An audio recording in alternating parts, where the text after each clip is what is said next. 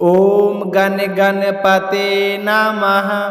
आज आप सुनेंगे वाल्मीकि रामायण बालकांड का 98वां सर्ग। प्रेम भाव से कहिए गणेश जी महाराज की जय हो। सियावर रामचंद्र भगवान की जय हो। पवन पुत्र हनुमान की जय हो। श्री राम दरबार की जय हो। सर्ग सुनकर अच्छे लगते हैं तो भगवान श्री राम के आशीर्वाद पाने के लिए अशोक वेदांत चैनल को सब्सक्राइब जरूर करें। पिछले सर्ग में आपने सुना कि त्रिशंकु राजा ने एक ऐसा यज्ञ करने की सोची जिससे सशरीर देवताओं की परम गति स्वर्ग लोक को पहुंच जाए। तो इस तरह के यज्ञ का मन में विचार करके उन्होंने गुरु वशिष्ठ जी को बुलाया और अपना विचार उन्हें बताया। तो महात्मा वशिष्ठ जी ने कहे कि हे राजन, ऐसा होना असंभव है। सशरीर कोई भी स्वर्ग लोक में नहीं जा सकता। जब वशिष्ठ जी ने उसे उत्तर दे दिया तो राजा त्रिशंकु ने हार नहीं मानी। उसके मन में उस यज्ञ को करने का भूत सवार था। तो वह सोच रहे थे कि चाहे कुछ भी हो जाए, मैं यह यज्ञ जरूर करूँगा। अपने उस यज्ञ की सिद्धि के लिए राजा त्रिशंकु ने दक्षिण दिशा में उन्हीं के पुत्रों के पास चले गए। वहाँ पर दीर्घकाल से गुरु वशिष्ठ जी के 100 पुत्र तपस्या कर रहे थे। उनको देखकर राजा को बड़ी ही खुशी हुई। मन ही मन सोचने लगे कि जो कार्य गुरु वशिष्ठ जी ने नहीं किया वह कार्य उनके पुत्र जरूर करेंगे। तो उन गुरु पुत्रों के पास जाकर उन्होंने उन सभी का हाथ जोड़कर प्रणाम करके अपने मन की मनसा बताई और कहा कि आप लोग मुझे निराश नहीं करेंगे। मैं चाहता हूं कि आप सभी मुझे इस यज्ञ के लिए अनुमति प्रदान करें। आपके पिता श्री गुरु वशिष्ठ जी ने अस्वीकार कर दिया है। अब मुझे तुम्हारे अलावा कोई दूसरा गति नहीं दिख रही है। समस्त युवा वंशियों के लिए गुरु वशिष्ठ जी की परम गति है। उनके बाद आप सब लोग मेरे परम देवता हैं। राजा त्रिशंकु का यह वचन सुनकर वशिष्ठ मुनि के 100 पुत्र अत्यधिक क्रोधित हो गए और कहने लगे कि हे दुर्बुद्धि, तुम्हारे सत्यवादी गुरु ने तुम्हें मना कर दिया है, तब उनकी आज्ञा का उल्लंघन करके दूसरी शाखा का आश्रय कैसे लिया, हमारे पास कैसे आए? आप क्या चाहते हैं कि हम हमारे पिता की आज्ञा का उल्लंघन करें? एक और तो आप कह रहे हैं कि युवासुपंशी वंशी क्षत्रियों के लिए पुरोहित गुरु वशिष्ठ जी की परम गति है और उन सत्यवादी महात्मा की बात को आप टाल रहे हैं। जो काम वो नहीं कर रहे हैं वो काम आप हमसे करवाना चाहते हैं। आपने यह सोच भी कैसे लिया? जिस यज्ञ कर्म को भगवान वशिष्ठ मुनि ने असंभव बताया है उसे हम लोग कैसे कर सकते हैं?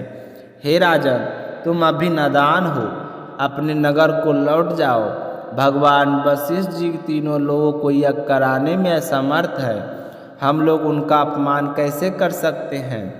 तो गुरु पुत्रों का वह क्रोध युक्त वचन सुनकर राजा त्रिशंकु ने पुनः उसे कहा कि हे तपोधनो, भगवान वशिष्ठ ने तो मुझे ठुकरा दिया था और आप लोग भी मेरी प्रार्थना स्वीकार नहीं कर रहे हैं। कोई बात नहीं, आपका कल्याण हो।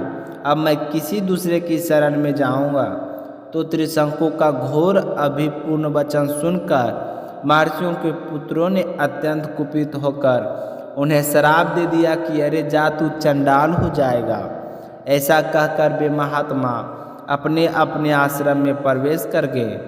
वह रात व्यतीत हुए कि राजा त्रिशंकु चंडाल हो गए। उनके शरीर का रंग नीला हो गया, कपड़े भी नीले हो गए, प्रत्येक अंग में रुक्षता आ गई, सिर के बाल छोटे छोटे हो गए, सारे शरीर में चिंता का राक्षसी लिपट गई। विभिन्न अंगों में यथास्थान लोहे के गहने पड़ गई। राजा तीरथ शंखों का यह रूप देखकर सारे मंत्री और पूर्ववासी जो उनके साथ आए थे वे सारे के सारे उन्हें छोड़कर भाग गए। वे धीर स्वभाव नरेश दिन रात चिंता की आग में जलने लगे और अकेले ही तपोधन विश्वामित्र जी की शरण में गए। विश्वामित्र जी ने देखा कि राजा का जीवन निष्फल हो गया है। उन्हें चंडाल का रूप देखकर महातेजस्वी परम धर्मात्मा मुनि के हृदय में करुणा भर आई। वे दया से दर्पित होकर भयंकर दिखाई देने वाले राजा त्रिशंकु से कहने लगे कि हे राजन, तुम्हारा भला हो, तुम मुझे बताओ कि यह किस काम से आए हो। हे वीर नरेश, मुझे तो लगता है कि तुम्हें शराब से चंडाल का शरीर प्राप्त हुआ है। तो विश्वामित्र जी की बात सुनकर चंडाल को प्राप्त हुए और वाणी के तात्पर्य में समझने वाले राजा त्रिशंकु ने हाथ जोड़कर कहा कि हे महर्षि, मुझे गुरु महर्षि तथा उनके गुरु पुत्रों ने ठुकरा दिया। मैं जिस मनोविष्ट वस्तु को पाना चाहता था उसे ना पाकर इच्छा के विपरीत अनर्थ का भागी बन गया हूँ और दर दर को ठोकरें खा रहा हूँ। तो यह सुनकर विश्वामित्र जी कहने लगे कि तुम्हारी कहने लगे कि मैं चाहता था कि मैं इस शरीर सहित स्वर्ग को जाऊँ, परंतु इस इच्छा पूर्ण नहीं हो सकी। मैंने सैकड़ों यज्ञ किए हैं किंतु उनका कोई भी फल मुझे नहीं मिला है। मैं अपने धर्म की सौगंध खाकर आपसे कहता हूँ कि बड़े बड़े संकट पड़ने पर भी मैंने ना तो पहले कभी मिथ्या वासन किया है और ना ही भविष्य में मैं करूँगा। चाहे मैं चंडाल के रूप में हूँ, पर मैं ऐसा कोई गलत कार्य नहीं करूँगा। मैंने नाना प्रकार के यज्ञों का अनुष्ठान किया है, प्रजाजनों की धर्म पूर्वक रक्षा की है, अपनी संतान की भांति अपनी प्रजा को पाला है, शील एवं सदाचार के द्वारा महात्माओं तथा गुरुजनों को संतुष्ट रखने का प्रयास किया है। मैंने हर समय यह कोशिश की है कि मेरी वजह से कोई भी परेशान ना हो, दुखी ना हो। हर नागरिक के सुख दुख को मैंने समझा है और इस समय जब मैं यह करने चाहता था, अतः मेरा यह प्रयत्न धर्म के लिए ही था, तो मेरे गुरुजन मुझे इस पर संतुष्ट नहीं हो सके। तो इस तरह को उसके मना कर देने पर मुझे तो यही सही लगता है कि देवता ही बड़े हैं, पुरुषार्थ तो निरर्थक ही जान पड़ता है। चाहे कुछ भी करो वह कभी अच्छा बन ही नहीं सकता। देव सब पर आक्रमण करता है, देव ही सबकी परम गति है। हे विश्वामित्र जी, मैं बहुत ही दुखी हूँ और आज मैं आपकी कृपा चाहता हूँ। हाथ जोड़कर मेरी विनती है कि आप मुझ पर कृपा करें। देव ने पुरुषार्थ को दबा दिया है, मेरा यज्ञ पूर्ण हो, इसके लिए आप मुझे आज्ञा दें। अब मैं आपके सिवा किसी दूसरे की शरण में नहीं जाऊंगा और मुझे विश्वास है कि कोई दूसरा मुझे शरण भी नहीं देगा। आप ही अपने पुरुषार्थ से मेरे अभीष्ट को पूरा करें।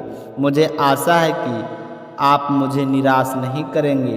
तो विश्वामित्र जी ने चंडाल बने राजा त्रिशंकु को क्या कहा, यह सुनेंगे कल के सर्ग में। आज का सर्ग यहीं पर समाप्त होता है। बोलिए सियावर रामचंद्र भगवान की जय हो। अब हम सुनेंगे अगली कथा गणेश गजानंद की।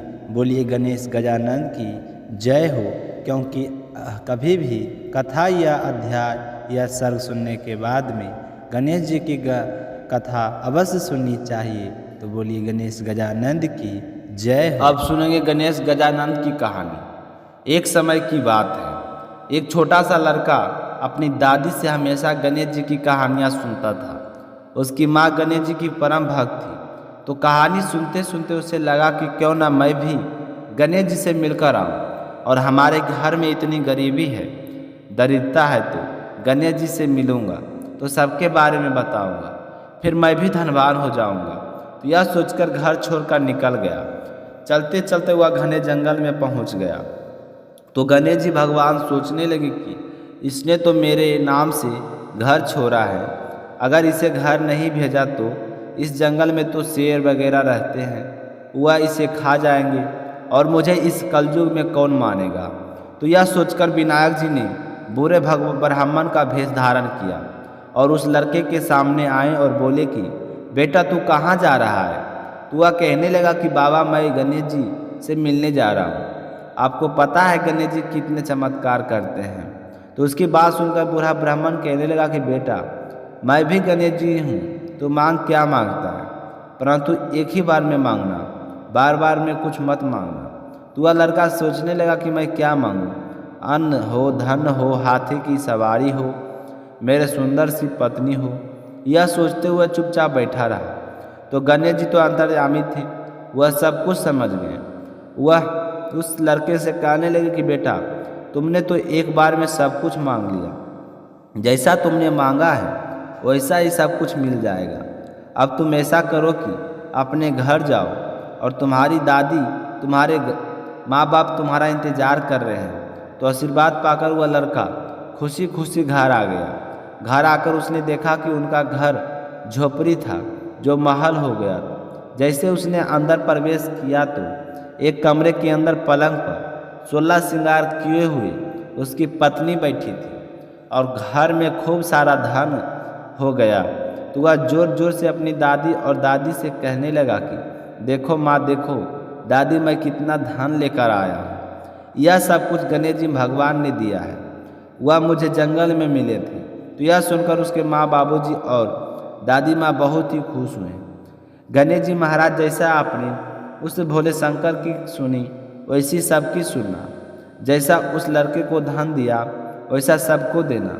जो भी आपकी इस कथा को उसके घर में सुख सौभाग्य का वास करना। बोले गणेश जी महाराज की जय हो।